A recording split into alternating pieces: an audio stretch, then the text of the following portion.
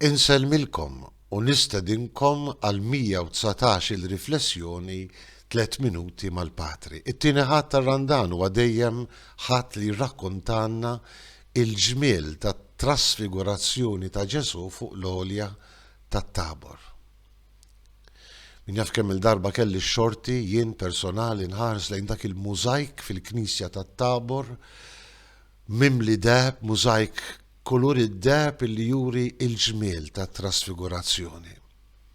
U dejjem niftakar jienu nħares lejn Ġesu mibdul bdija li tagħmmex illi dik il-ġrajja hija l-kelma ta' kuraġġ illi Ġesu rid jagħti lil Pietru, lil Ġagbu u lil Ġwanni li telgħu miegħu fuq l-għolja, hija kelma ta' kuraġġ li rid jagħti lili u lilek.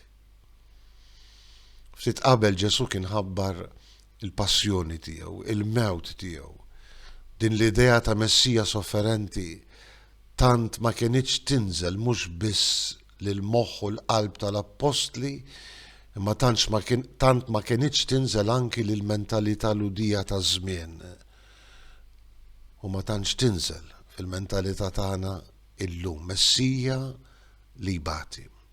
U għalhekk Ġesu itella miegħu lil Pietru, lil Ġagbu, lil Ġwanni u jgħinhom jagħmlu din l-esperjenza tant sabiħa, profonda tal-glorja tiegħu, jerġgħu jisimgħu dak il-leħen tal-missier li diġà kien instema' fil-mument tal-konsagrazzjoni ta' Ġesu bl-Ispiritu Santu waqt il-mamudija tiegħu.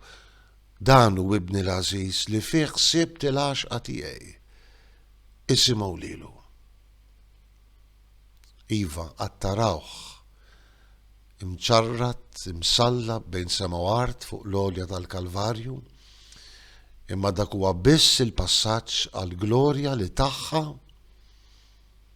intom Pietru, Ġagbu u Ġwanni qed tagħmlu esperjenza tagħha fuq din l-għolja tal-glorja, fuq din l-għolja tat-Tabor.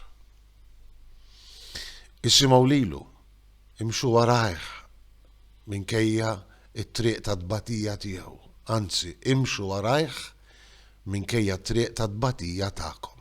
Għax fil-verità kull nisrani, anki jien u int, nieħdu sem fit-tbatijiet ta' Kristu f'mumenti diversi tal-ħajja tagħna. Għandna x-xorti biex ngħidlek li nkunu nistgħu naqdu tbatijietna ma' dak ta' Ġesu. Għall-fidwa tad-dinja. Batija li bħal mamlet il-Ġesu twassal fil-glorja u fil-glorja vera. Jalla din tkun xortina, aħna u nisimgħu lill-liben il-Ażiż tal-Missier.